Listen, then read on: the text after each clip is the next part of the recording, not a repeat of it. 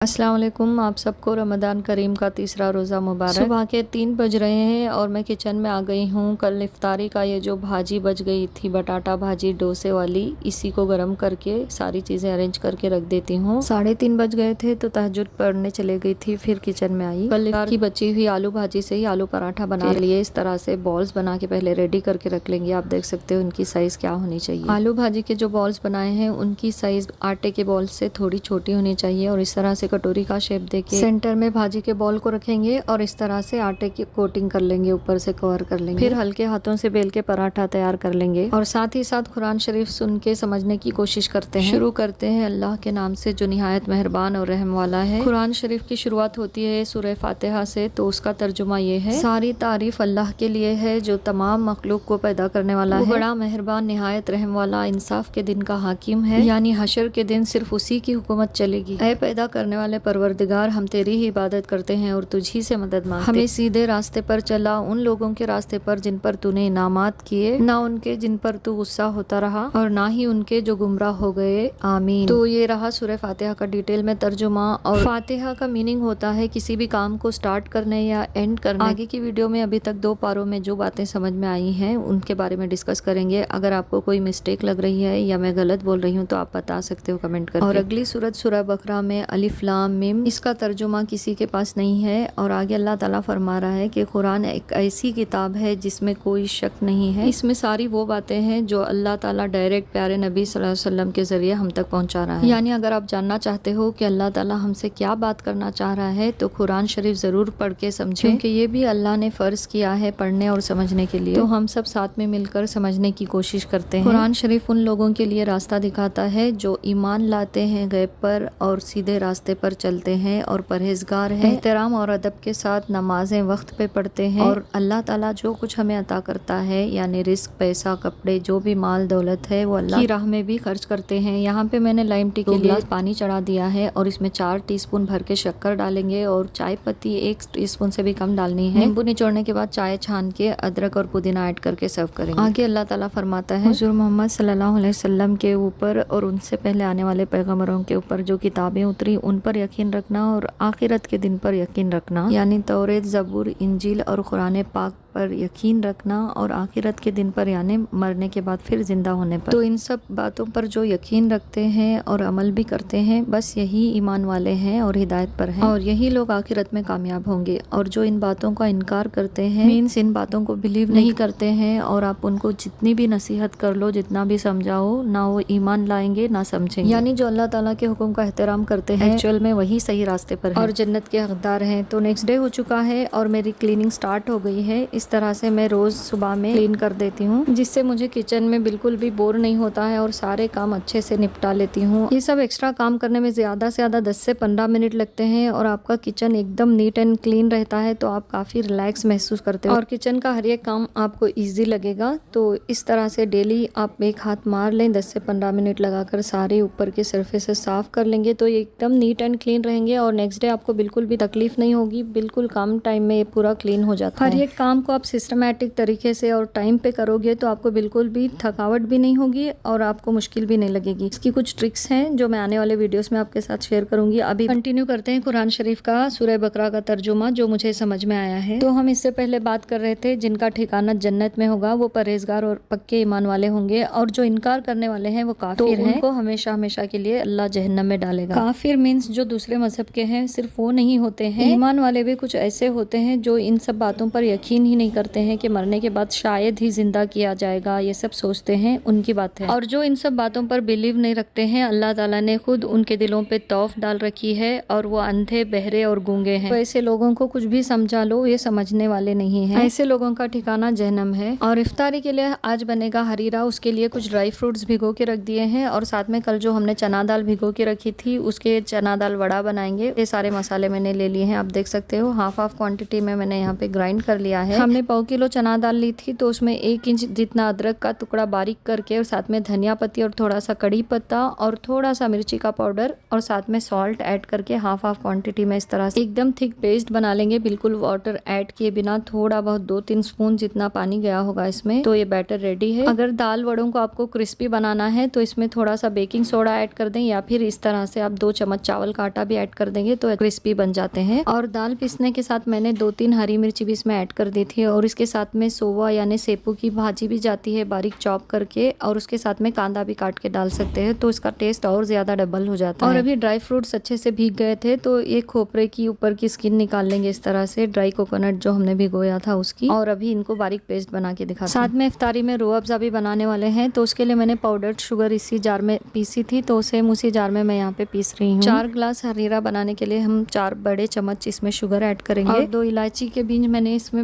Add कर दिए हैं, और साथ में 1 इलायची, थोड़ी दालचीनी और 2 लौंग तड़के में जाएगा। तो अभी इसमें थोड़ा पानी मिला के इसको बारीक पेस्ट बना लेंगे। और अभी सहरी के लिए बना रहे हैं आलू टमाटर की भाजी, उसके लिए ये सारी चीजें मैंने ले ली है। और ये रहे प्री रमजान प्रिपरेशंस के मटर जो हमने तैयार करके रखे थे, अभी 1 हफ्ता होने वाला है, तो इनको जल्दी से यूज करके खत्म कर लेंगे। उसके लिए यहाँ पे मैंने 1 कटोरी ले ली है, और साथ में सारे मसाले आप देख सकते हो। और फिर कंटिन्यू करते हैं हमारी सूरह बकरा के तर्जुमे की बात। लोग ऐसे भी हैं जो कहते हैं कि हम अल्लाह ताला की हर अहकाम को मानते हैं बट झूठ बोलते हैं। ऐसे लोगों को अल्लाह ताला ने दर्दनाक अजाब रखा है, और ये मुनाफिक। यहाँ पे आलू भाजी की फ्राइंग स्टार्ट हो चुकी है, तो सबसे पहले कांदा, बटाटा और साथ में कुछ हरी मिर्चें ले ली है मैंने फीकी वाली, इनको फ्राई कर लेंगे। एक अच्छी स्मेल खत्म होने तक फ्राई करना है। तो यहाँ पे 5:30 बज रहे हैं, तो फटाफट से सारी चीजें रेडी करके मैं नमाज पढ़ के आती हूँ। अभी प्याज अच्छे से फ्राई हो गई है, तो इसमें टमाटर ऐड कर देंगे, और साथ में धनिया पत्ती, पुदीना पत्ती और ये 3 बेसिक मसाले, और जिंजर गार्लिक पेस्ट मैंने ऐड कर दिया है 1 टीस्पून। ये सब डाल के अच्छे से मिक्स कर लेंगे, और फ्लेम को लो करके इसको पकने देंगे। क्योंकि मटर हमने पहले से थोड़े हाफ बॉईल कर लिए थे, तो इनको लास्ट में ऐड करेंगे, अभी नहीं करना। कच्चे फली से छिले हुए मटर यूज कर रहे हैं, तो इस पॉइंट पे ऐड कर सकते हो, और इसको अभी सिम पे रख देंगे कुक होने के लिए। और अभी रूह अफ़ज़ा तैयार कर लेंगे, और साथ में हरीरा भी तैयार करेंगे, तो आप वीडियो को कंटिन्यूसली वॉच करें। तो अभी तक कुरान के तर्जुमे से हमें ये समझ में आया है कि लोग 3 टाइप्स के होते हैं। एक होते हैं नेक अमल करने वाले, परहेजगार और अल्लाह से डरने वाले और अल्लाह की बातों पर ईमान रखने वाले, और दूसरे होते हैं इनकार करने वाले, और तीसरे होते हैं दिखावा करने वाले यानी झूठ बोलने वाले। लोगों के सामने कहेंगे कि हम अल्लाह की बातों पर ईमान लाए हैं, लेकिन अंदर से वो झूठे और धोखेबाज होते हैं। और ऐसे लोगों की मिसाल अल्लाह ताला कुरान में फरमा रहा है कि उनके ऊपर जब भी बिजली कड़कने लगती है यानी मुसीबत आती है, तो वो थम जाते हैं, और जैसे उनके ऊपर आसानी हो जाती है तो वापस से गंदे कामों में, झूठ में, धोखे में लग जाते हैं। जब अल्लाह ताला ने आदम अलैहिस्सलाम को बनाया तो फरिश्तों को सजदा करने के लिए कहा, तो फरिश्तों ने तो सजदा कर लिया, लेकिन इब्लिस ने इनकार किया, और अल्लाह ताला ने इब्लिस को हमारी आजमाइश के लिए दुनिया में छोड़ दिया है, और वो हर किसी के पीछे लगा रहता है गुमराह करने के लिए, और जो उसकी बातों में आ जाते हैं वो गुमराह हो जाते हैं। यानी इब्लिस हमारा खुला दुश्मन है, ये भी अल्लाह ताला फरमा रहा है, और ये हमें ख्वाहिशात के पीछे दौड़ाता है और बुराई की तरफ ले जाता है। तो हमें हमेशा कोशिश करनी चाहिए कि हम शैतान के बहकावे से बचते रहें और नेक अमल करते रहें, और हम पर कोई मुसीबत आती है या परेशानी आती है तो सब्र और नमाज से अल्लाह की मदद हासिल करें। और हमारी आजमाइश के लिए अल्लाह ने हमें ज़िंदगी में कोई चीज़ की कमी दी है, चाहे माल दौलत हो या दुनिया की कोई भी चीज़ हो, तो अपने से नीचे वालों को देखें और अल्लाह का शुक्र अदा करें, तो इब्लिस की गुमराही से बच जाएंगे। और मूसा अलैहिस्सलाम की कौम का भी जिक्र है, जिनको अल्लाह ताला ने बहुत सारी चीज़ें नवाजी थी, यहाँ तक कि उनको आसमान से खाना उतरता था, फिर भी वो बहस करते रहे और गुमराह ठहर गए। और याकूब अलैहिस्सलाम के आल का भी जिक्र है, ये भी गुमराहों में से थे, अल्लाह के अहकाम की नाफरमानी करते थे और आज भी कर रहे हैं, और अपनी कौम के लोगों को बहुत तकलीफ दे रहे हैं। जो आप न्यूज़ में देख रहे हो ये कंटिन्यू क़यामत तक रहेगा, और अल्लाह ताला क़यामत के दिन इनका फैसला करेगा। और फिर बीबी मरियम का भी जिक्र है, जिनके पेट में कुंवारेपन में ही अल्लाह ताला ने अपनी कुदरत से औलाद दे दी, और उन्होंने किस तरह से सब्र और यकीन के साथ ज़िंदगी गुजारी, और लोगों ने उनके ऊपर पथराव किए और बहुत सारी तकलीफ़ें भी उन्होंने अल्लाह ताला की ज़ात पर यकीन रखा और बहुत सब्र से ज़िंदगी गुजारी।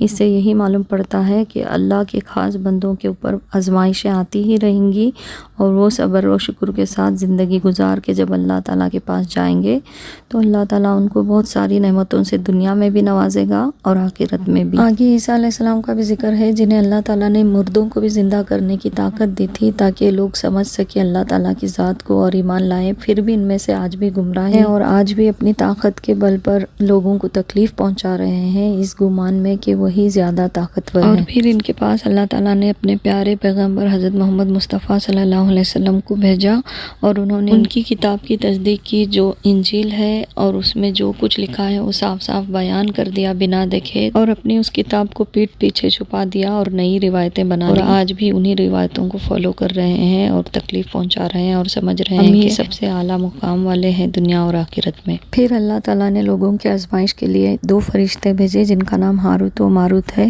دونوں جادو کا علم سکھایا کرتے تھے اور سکھانے سے پہلے کہتے تھے کہ یہ اللہ تعالیٰ نے تمہاری آزمائش کے لیے بھیجا ہے، اگر آپ یہ سیکھو گے اور یہ عمل کرو گے تو اللہ کی ناراضگی تم پر ہوگی۔ اور پھر بھی یہ لوگ یہ عمل کرتے رہے اور آج بھی کر رہے ہیں، اور اللہ تعالیٰ ایسے جادوگروں کو اور ان کے پاس جانے والوں کو کبھی معاف نہیں کرے گا، چاہے وہ جتنا ہی اچھا عمل کر لیں زندگی میں۔ یہ جہنمی اور دردناک عذاب والے ہیں۔ تو ابھی جس دور میں ہم جی رہے ہیں اس دور میں جادو کا زور بہت تیزی سے رہے گا، یہ بھی حدیث سے ثابت ہے۔ جادو میں بہت زیادہ اثر بڑھ جائے گا، اور ہو سکتا ہے ہماری زندگیوں میں بھی کسی نے جادو برائی کرائے ہوں گے، تو ہمیں اللہ کی ذات پر یقین رکھنا چاہیے کہ اللہ جن کو چاہتا ہے صرف انہی کے اوپر اس جادو کا اثر ہو سکتا ہے، تو ہمیں اللہ سے اس کی پناہ مانگنی چاہیے اور اللہ کی ذات پر یقین رکھنا ہے، نہ کہ جادو کا توڑ کرانے کے لیے کسی بابا یا فقیر کے پاس بالکل نہیں جانا ہے۔ یہ بہت بڑا عذاب پانے والی حرکت ہے۔ اور ہاں، دعا کرانے کے لیے اور اس کا توڑ کرانے کے لیے ان ولی اللہ کے پاس جا سکتے ہیں جن کو اللہ تعالیٰ نے زندہ کرامات عطا کی تھی۔ اور یہ بات میرے کچھ بھائی بہن کو بری لگ رہی ہوگی کیونکہ یہ مانتے ہیں کہ قبر میں جو لوگ ہیں وہ ختم ہو چکے ہیں، تو ان سے میں یہ سوال کرنا چاہتی ہوں کہ اللہ تعالیٰ قرآن میں کیوں فرما رہا ہے کہ جو میری راہ میں شہید ہو گئے یا میری راہ میں زندگی گزار گئے ان کو مردہ نہ کہیں، وہ زندہ ہے اور اللہ تعالیٰ نے انہیں بہت اچھی حالت میں رکھا ہے۔ یہ قرآن میں آیا ہے، اور اللہ تعالیٰ یہ بھی فرما رہا ہے کہ جب بھی تم قبرستان جاؤ تو سلام کرو، تو اگر مردے سن نہیں سکتے تو سلام کیوں کرو؟ اور وہ کون لوگ ہیں جن کو اللہ تعالیٰ نے سورہ فاتحہ میں فرما رہا ہے کئی سارے انعامات سے نوازے تھے، اور ہمیں سورہ فاتحہ کے ذریعے حکم دے رہا ہے ان لوگوں کے راستے پر چلو جن کو اللہ تعالیٰ نے انعامات سے نوازے، اور نہ ان لوگوں کا جن پر اللہ تعالیٰ کا غضب ہوا۔ تو یہ سارے سوالات آپ کو بھی جواب دینے ہیں یا ایٹ لیسٹ سوچنا ہے۔ اور ہم سب جانتے ہیں سورہ فاتحہ ایسی صورت ہے جس کے بنا نماز بالکل ادھوری ہے، تو اسی صورت میں کیوں اللہ تعالیٰ نے ان لوگوں کا ذکر کیا ہے؟ اور قرآن شریف کے صرف یہ 2 پاروں میں اتنی ساری باتیں ہیں جن کا کلیریفیکیشن کرنے بیٹھے تو بہت زیادہ ٹائم نکل جائے گا، اس لیے شارٹ کٹ میں مجھے جو سمجھ میں آیا ہے وہ آپ کے سامنے رکھ رہی ہوں۔ اس لیے اللہ تعالیٰ فرما رہا ہے کہ قرآن شریف کو رک رک کے اچھے طریقے سے پڑھو اور اس کو سمجھ کے زندگی گزارو، کیونکہ اس میں ساری زندگی کے سوالات کے جوابات کھول کھول کے بتائے گئے ہیں، اور ہم پر فرض ہے کہ ہمیں انہیں سمجھنا چاہیے اور ایک دوسرے کو گائیڈ کرنا چاہیے، نہ کہ گمراہ۔ تو اس رمضان ہمارا یہی گول ہے کہ ایک دوسرے کی ہیلپ کریں گے ان سب باتوں کو کلیئر کرنے میں۔